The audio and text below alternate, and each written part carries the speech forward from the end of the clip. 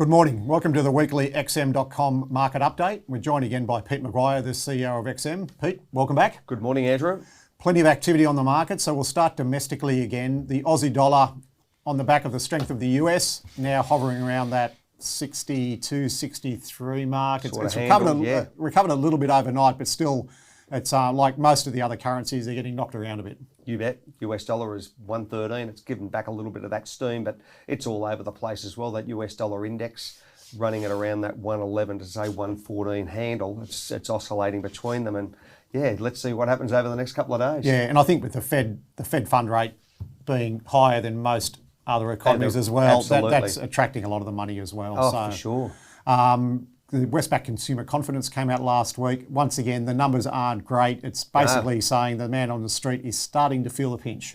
You bet. So we all understand that with inflation and interest rates starting to hit and possibly no wage rise, then that's really impacting the wallet and the purse. Yeah, it'd probably be a very interesting Christmas period to see how liberal people are with their spending habits this time around. Because obviously the rates will be up a little bit more again by that stage, probably not substantially more on the back of the RBA, but... And are people maxed out with credit cards? Time will tell. Yeah.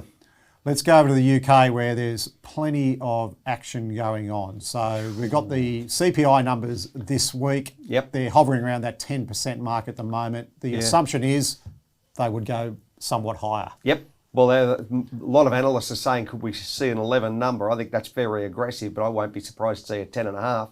And possibly even 12 by Christmas. So yes, it's moving and it's moving aggressively, and it's impacting the pound and of course the old dart, the CPI, less energy and food and alcohol and tobacco. You know, you've had crude come off, but I think it's probably going in that upward trend now that what OPEC's done. So look out for that number. It'll be interesting where we are in 2 months, man. Yeah, and I think so. Obviously, with all the turmoil from a political standpoint as well, that seems to have settled somewhat overnight. I think the shortest term in history, 38 days. Yeah, so Jeremy Hunt's come in and basically reversed all those policies, which is probably not a bad move, considering they didn't have the money to fund any of those tax cuts. But, no. So the BOE, obviously, if inflation goes up, interest rates will go up. How high?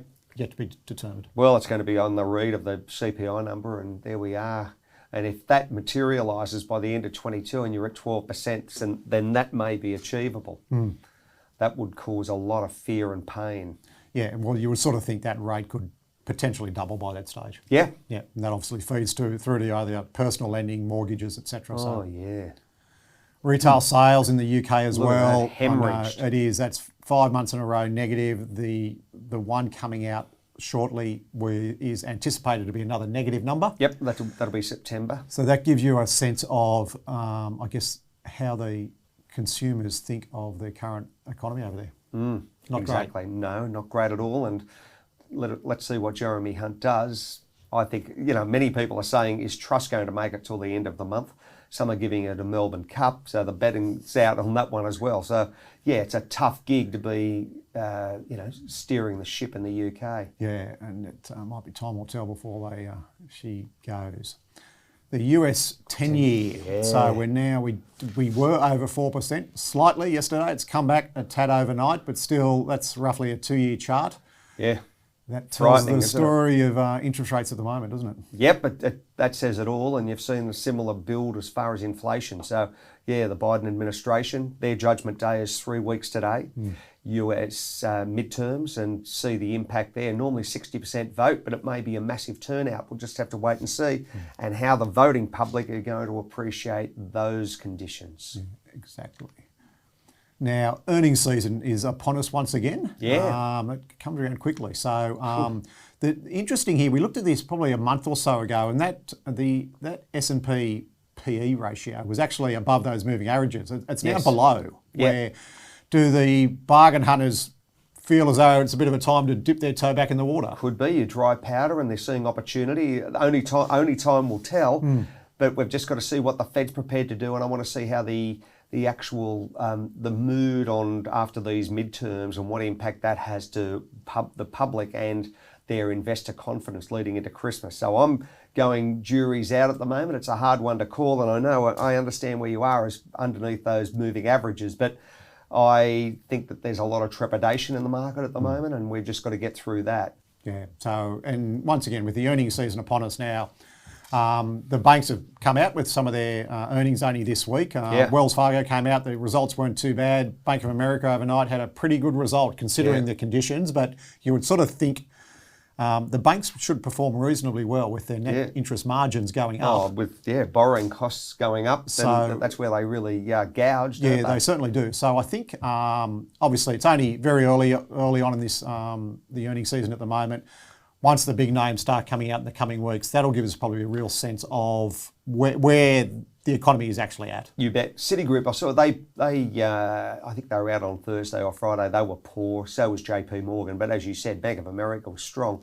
And the market Thursday night was boomed to the upside. Friday night, I thought, well, the momentum is going to last, and it got a big sell-off. And last night it was back, 3.5% plus for the Nasdaq. So solid. Could be a good day in Asia today. And I think some of those banks, like your Citis, your JP Morgans, your Goldman Sachs, etc., are very much investment banks, whereas your Wells Fargo and your BA, Bank of America, are retail, and they would have a really good sense of the mood on the street. Oh, definitely. Because they're covering pretty much the whole population. Yeah, where the other ones are reliant on deal flow from M&A to really get that big fee structure coming into the bank. Which is not busy. The IPA market is not busy just because of the conditions we're in. So you've got to look at those banks exactly what areas they're in. But I think, once again, so many of us look at the tech side of it, the Apples, the Amazons, the Microsofts, to see what those figures are. So obviously they'll still have very good numbers, but compared to the previous quarters, how does it relate? So, and are the interest rates, we thought they were going to bite